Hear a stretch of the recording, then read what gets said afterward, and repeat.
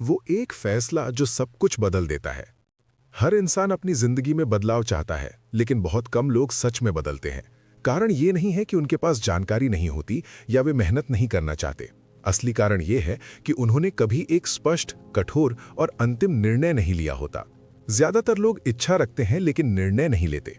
इच्छा एक हल्की भावना है जो परिस्थितियों के साथ बदल जाती है, जबकि निर्णय एक ऐसी रेखा है जिसे पार करने के बाद वापसी संभव नहीं होती। जब कोई व्यक्ति सच में निर्णय लेता है तो वो अपने बिहेवियर को बदलने की कोशिश नहीं करता, बल्कि वो अपनी पहचान को बदल देता है। वो ये नहीं कहता कि मैं एक्सरसाइज करने की कोशिश करूंगा, बल्कि वो ये तय करता है कि मैं ऐसा इंसान हूं जो रोज एक्सरसाइज करता है। यही सटल फर्क पूरी कहानी बदल देता है, क्योंकि बिहेवियर को पुश करना पड़ता है, लेकिन आइडेंटिटी खुद बिहेवियर को खींचती है। यहीं पर एटॉमिक हैबिट्स की असली गहराई छिपी है।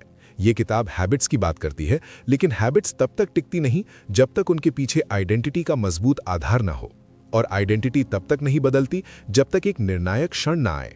इसलिए हर बड़ी ट्रांसफॉर्मेशन के पीछे एक इनविजिबल मोमेंट होता है, एक ऐसा क्षण जब व्यक्ति अपने पुराने वर्जन को मेंटली छोड़ देता है। ये निर्णय अक्सर बाहर से ड्रामेटिक नहीं दिखता, ये कोई बड़ा अनाउंसमेंट नहीं होता, ये एक शांत आंतरिक घोषणा होती है, अब मैं अलग हूं। लेकिन यही सबसे पावरफुल चीज होती है, क्योंकि इसके बाद हर छोटा एक्शन उस निर्णय का प्रमाण बन जाता है। निर्णय क्यों टूट जाते हैं? अगर निर्णय इतना पावरफुल है तो फिर ज्यादातर लोग क्यों फेल हो जाते हैं? इसका कारण यह है कि उनके निर्णय इमोशन पर आधारित होते हैं, क्लैरिटी पर नहीं। लोग किसी मोटिवेशनल वीडियो को देखकर या किसी फेलियर के बाद इंपल्सिवली डिसाइड कर लेते हैं कि अब वे बदल जाएंगे, लेकिन यह डिसीजन स्थायी नहीं होता, क्योंकि यह बाहरी ट्रिगर से आया होता है, न कि अंदर की समझ से। सच्चा निर्णय तब बनता है जब व्यक्ति अपने बिहेवियर के पैटर्न को समझ लेता है, जब उसे यह दिखने लगता है कि वो बार बार वही गलतियां क्यों कर रहा है, और ये समझ उसके अंदर एक असहज सच्चाई पैदा करती है। तभी एक रियल डिसीजन जन्म लेता है। ये एक्साइटमेंट से नहीं, बल्कि क्लैरिटी से आता है।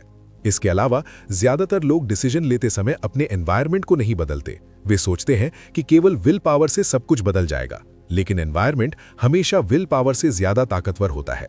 अगर तुम्हारा एनवायरनमेंट वही पुराना है तो तुम्हारा बिहेवियर भी वही रहेगा, चाहे तुम्हारा डिसीजन कितना भी मजबूत क्यों ना हो। इसलिए डिसीजन को सर्वाइव करने के लिए 3 चीजें चाहिए: क्लैरिटी, एनवायरनमेंट चेंज और रेपिटेशन। बिना इन तीनों के डिसीजन धीरे धीरे कमजोर पड़ जाता है और व्यक्ति वापस अपने पुराने पैटर्न में लौट जाता है। पहचान का पुनर्निर्माण। जब तुम एक बड़ा निर्णय लेते हो तो तुम केवल अपने एक्शंस को नहीं बदल रहे होते, बल्कि तुम अपने दिमाग में स्टोर्ड सेल्फ इमेज को रीराइट कर रहे होते हो। यह सेल्फ इमेज तुम्हारे हर डिसीजन को इन्फ्लुएंस करता है। अगर तुम्हें लगता है कि तुम डिसिप्लिन नहीं हो, तो तुम अनकॉन्शियसली ऐसे एक्शंस लोगे जो इस बिलीफ को सही साबित करें। लेकिन जब तुम कॉन्शियसली अपनी आइडेंटिटी को बदलते हो तो तुम इस लूप को तोड़ देते हो। अब तुम अपने एक्शन से अपनी आइडेंटिटी को प्रूव करने लगते हो। शुरुआत में ये आर्टिफिशियल लगता है, लेकिन धीरे धीरे ये रियल बन जाता है। ये प्रोसेस बिल्कुल वैसा है जैसे एक एक्टर किसी रोल में घुस जाता है। शुरुआत में वो एक्टिंग करता है, लेकिन कुछ समय बाद वो उस कैरेक्टर को महसूस करने लगता है। इसी तरह जब तुम बार बार अपने नए वर्जन के अनुसार एक्ट करते हो तो वो तुम्हारी रियलिटी बन जाती है।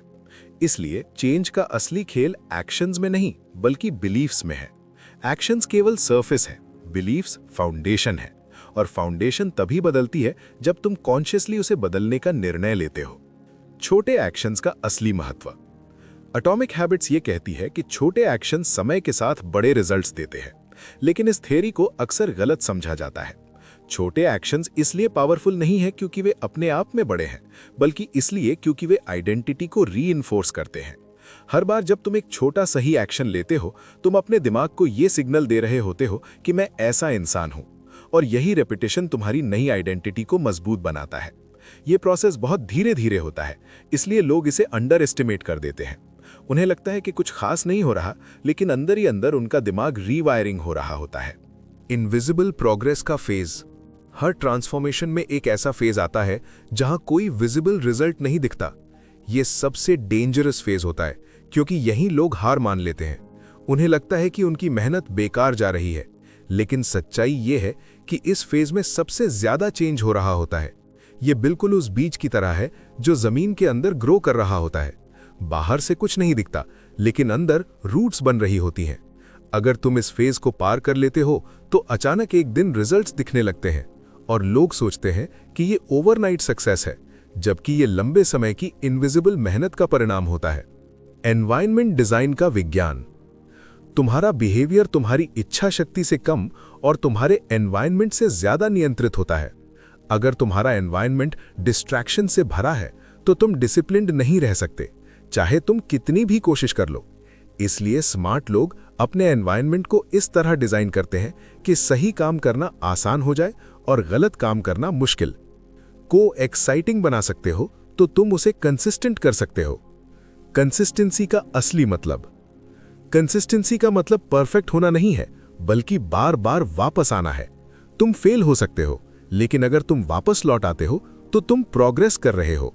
फाइनल सिंथेसिस, जीवन का नया सिस्टम। अंत में पूरी थ्योरी एक सिंपल सिस्टम में बदल जाती है। एक स्पष्ट निर्णय लो, अपनी आइडेंटिटी रीडिफाइन करो, एनवायरनमेंट को अलाइन करो, छोटे एक्शंस को रिपीट करो और धीरे धीरे तुम्हारी पूरी जिंदगी बदल जाएगी। फाइनल लाइन, तुम्हारी जिंदगी हजारों आदतों से नहीं बदलती, ये एक फैसले से बदलती है और आदतें उस फैसले को सच बनाती हैं।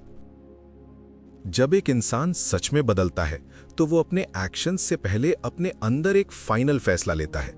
ये फैसला बाहर से बड़ा नहीं दिखता, लेकिन अंदर से पूरी स्ट्रक्चर बदल देता है। इसके बाद वो अपने बिहेवियर को फोर्स नहीं करता, बल्कि उसका बिहेवियर खुद उसके नए वर्जन के हिसाब से अलाइन होने लगता है। शुरुआत में उसे कॉन्शियसली खुद को पुश करना पड़ता है, लेकिन धीरे धीरे ये पुश खत्म हो जाता है और उसकी जगह ऑटोमेटिक एक्शन ले लेता है। यही वो स्टेज है जहां डिसिप्लिन इनविजिबल हो जाता है और आइडेंटिटी डोमिनेंट हो जाती है। जैसे जैसे ये प्रोसेस आगे बढ़ता है, इंसान रियलाइज करता है कि उसका सबसे बड़ा दुश्मन एक्सटर्नल चैलेंजेस नहीं, बल्कि इंटरनल पैटर्न्स हैं। ये पैटर्न्स सालों से उसके अंदर बिल्ड हुए होते हैं और हर डिसीजन को क्वाइटली इन्फ्लुएंस करते हैं। इसलिए जब वो नया डिसीजन लेता है तो एक इंटरनल कॉन्फ्लिक्ट शुरू होता है, जहां उसका पुराना वर्जन उसे वापस खींचता है और नया वर्जन उसे आगे बढ़ाता है। ये कॉन्फ्लिक्ट अनकंफर्टेबल होता है, लेकिन यही ग्रोथ का असली फेज है। इस फेज में सबसे ज्यादा जरूरी है कंसिस्टेंसी। लेकिन कंसिस्टेंसी का मतलब परफेक्शन नहीं होता, इसका मतलब है बार बार वापस आना। इंसान कई बार गिरता है, लेकिन हर बार उठना उसकी आइडेंटिटी को और मजबूत बनाता है। धीरे धीरे उसका दिमाग ये मानने लगता है कि ये नया बिहेवियर टेम्पररी नहीं है, बल्कि परमानेंट है, और यहीं से ट्रांसफॉर्मेशन स्टेबल होने लगता है। इसी दौरान एक और सटल चेंज होता है। पेन का मीनिंग बदल जाता है। पहले जो चीजें अनकंफर्टेबल लगती थीं, अब वही प्रोग्रेस का इंडिकेटर बन जाती हैं।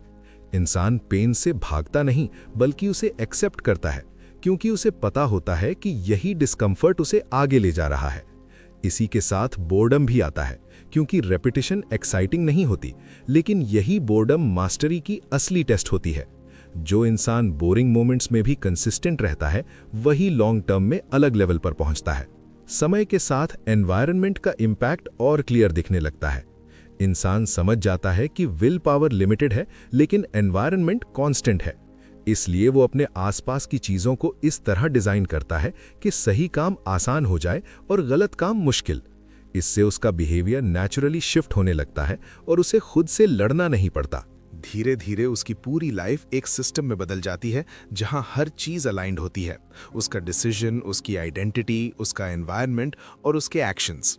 अब उसे अलग अलग चीजों को मैनेज नहीं करना पड़ता, क्योंकि सब कुछ एक डायरेक्शन में जा रहा होता है। यही वो स्टेज है जहां ग्रोथ एफर्टलेस लगने लगती है, जबकि अंदर बहुत डीप स्ट्रक्चर बन चुका होता है। इस पॉइंट पर एक और रियलाइजेशन आता है कि टाइम उतना इंपॉर्टेंट नहीं है जितना लोग सोचते हैं। असली गेम विजिबल प्रोग्रेस का नहीं, इनविजिबल बिल्डअप का है। लंबे समय तक कुछ खास नहीं दिखता, लेकिन अंदर चेंज एक्यूमुलेट होता रहता है, और एक मोमेंट आता है जहां सब कुछ अचानक शिफ्ट हो जाता है। लोग इसे लक या ओवरनाइट सक्सेस कहते हैं, लेकिन ये लंबे समय के साइलेंट वर्क का रिजल्ट होता है। अंत में इंसान ये समझ जाता है कि उसकी लाइफ रैंडम इवेंट्स का रिजल्ट नहीं है, बल्कि उसके डिसीजंस का रिजल्ट है। और इन डिसीजंस में सबसे पावरफुल वो एक डिसीजन होता है जिसने उसकी आइडेंटिटी को रीडिफाइन किया था। उसके बाद की हर हैबिट, हर एक्शन, हर चेंज उसी डिसीजन का एक्सटेंशन होता है। यही पूरी थियरी का कोर है।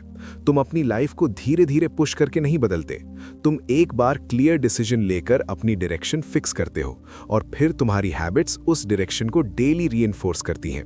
जब ये अलाइनमेंट कंप्लीट हो जाता है तो तुम्हें खुद को बदलने की जरूरत नहीं पड़ती, क्योंकि तुम पहले ही बदल चुके होते हो। ये किताब एक सिंपल लेकिन पावरफुल आइडिया से शुरू होती है कि हमारी जिंदगी बड़े बदलावों से नहीं बल्कि छोटे छोटे एक्शन से बनती है जो हम हर दिन रिपीट करते हैं। हम अक्सर ये सोचते हैं कि हमें एक बड़ा ब्रेक थ्रू चाहिए, लेकिन असल में जो चीज़ हमें शेप करती है वो हमारे डेली हैबिट्स हैं। हर छोटी आदत एक वोट है उस इंसान के लिए जो हम बनना चाहते हैं। अगर हम बार बार सही एक्शंस लेते हैं तो धीरे धीरे हमारी आइडेंटिटी बदल जाती है। यही इस पूरी थियोरी का कोर है कि बिहेवियर चेंज का सबसे इफेक्टिव तरीका आउटकम को टारगेट करना नहीं बल्कि आइडेंटिटी को बदलना है। जब तुम ये डिसाइड करते हो कि मैं ऐसा इंसान हूं जो, तब तुम्हारे एक्शंस नेचुरली उसी डायरेक्शन में जाने लगते हैं। हम आमतौर पर गोल सेट करते हैं, लेकिन गोल्स टेम्परेरी होते हैं। अगर तुम सिर्फ गोल पर फोकस करते हो तो जैसे ही गोल अचीव हो जाता है तुम वापस पुराने पैटर्न में आ जाते हो। इसलिए सिस्टम बनाना जरूरी है। सिस्टम वो प्रोसेस है जो तुम्हें लगातार आगे बढ़ाता है। अगर सिस्टम सही है तो रिजल्ट अपने आप आएंगे। यही रीजन है कि दो लोग एक ही गोल रखते हैं लेकिन रिजल्ट अलग होता है, क्योंकि उनके सिस्टम्स अलग होते हैं। किताब ये भी समझाती है कि हर हैबिट 4 स्टेजेस में बनती है: क्यू, क्रेविंग, रिस्पॉन्स और रिवॉर्ड। क्यू वो सिग्नल है जो बिहेवियर को ट्रिगर करता है। क्रेविंग वो डिजायर है जो हमें एक्शन लेने के लिए पुश करती है। रिस्पॉन्स वो एक्चुअल एक्शन है। और रिवॉर्ड वो फीलिंग है जो हमें उस हैबिट को रिपीट करने के लिए मोटिवेट करती है। अगर तुम इन 4 स्टेजेस को समझ लेते हो तो तुम किसी भी हैबिट को डिजाइन या डिस्ट्रॉय कर सकते हो। अच्छी हैबिट्स बनाने के लिए 4 रूल्स दिए गए हैं। इसे ऑब्वियस बनाओ, अट्रैक्टिव बनाओ, इजी बनाओ और सैटिस्फाइंग बनाओ। इसका मतलब है कि अगर तुम कोई नई हैबिट शुरू करना चाहते हो तो उसे अपनी लाइफ में विजिबल बनाओ, उसे इंटरेस्टिंग बनाओ, उसे इतना आसान बनाओ कि तुम उसे स्किप ना कर सको और उसे करने के बाद खुद को रिवॉर्ड दो। इसी तरह बुरी हैबिट्स को तोड़ने के लिए इन रूल्स को उल्टा कर दो। उसे इनविजिबल बनाओ, अनअट्रैक्टिव बनाओ, डिफिकल्ट बनाओ और अनसैटिस्फाइंग बनाओ। एनवायरनमेंट का रोल यहाँ बहुत बड़ा है। हम सोचते हैं कि हमें स्ट्रॉन्ग विल पावर चाहिए, लेकिन असल में एनवायरनमेंट ज्यादा पावरफुल होता है।